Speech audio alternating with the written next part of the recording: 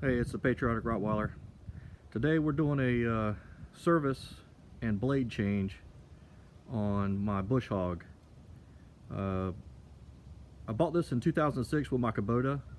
That's in the other video, and it was a big package deal with a trailer, and so it's been really great over the years. I use it quite a bit, and it's the SQ600. It's a 5-foot SQ600. I haven't seen a whole lot of videos about this one, so I figured I'd go ahead and do one. I have it mounted on this Ford model 1910 tractor. It's a mid-80s diesel tractor.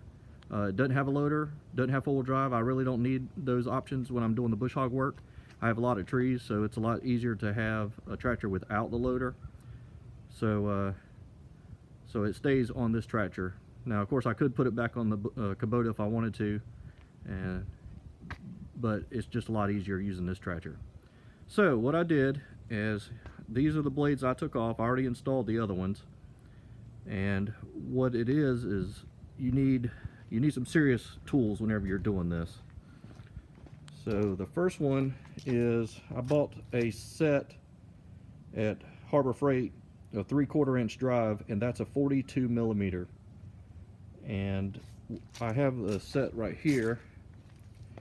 So it came as one big set. I wasn't sure what size I needed, so I bought the set, and it was like 50-60 bucks, so it's good to have. But it's a 42 millimeter to remove the nuts that hold, I doubt if you can see it. It's down in there. There's two blades, so you spin the bottom, and I'll show you that to access the nuts that are on top. So these bottom parts are keyed, so in other words, they won't spin as you're loosening the nut. You're probably going to need a cheater bar and a breaker bar to get those off, but you can do it. And in fact, here's some of my other tools. So that's about a 4.5 foot cheater bar. The sledgehammer I use, once you get the nut loose, you might have to pound the bolt downward.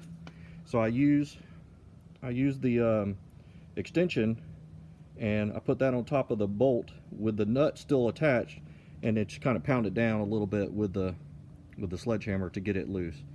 And then when you're putting it back up in from the bottom side, I use that little rubber mallet right there to kind of tap it into place, so where to hold until I can get back up on top and utilize, put the nut on it, and then utilize the big breaker bar with the 42 millimeter. You need that extension too, it makes it better.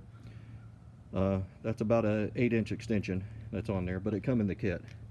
So I replaced the blades. You have to check the fluid that's in there. I use the Amsoil ADW90. The ADW90 is what it's called for, but that's just what I have. There is your fill port and a little vent cap, and on this side is the fill level right in here. The fill cap is a 22 millimeter, and the fill level is on a 3/8 ratchet I have, and it's a 5/16 hex.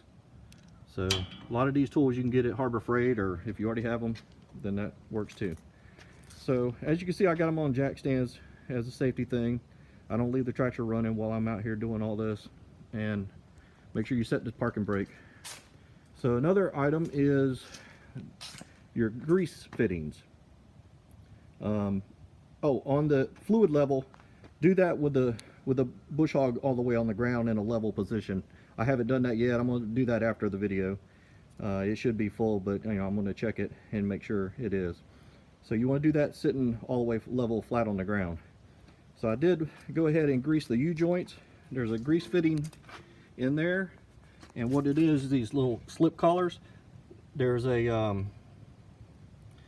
plastic nut in here, and you just line that up, and you just use a flathead screwdriver and push it on there and then tighten that up. But there is a grease fitting in there. There's a grease fitting on the front. I use a little WD on the slip collar. And there are 2 grease fittings on the rear, one at the top and then one on the actual spindle of the tire. So that's pretty much it. You do definitely, and then there's the clutch in here. I don't know anything about adjusting that. I haven't messed with it since I bought it. I'll leave it alone. If there's a problem with that kind of stuff, I'll call somebody who knows more about it than I do.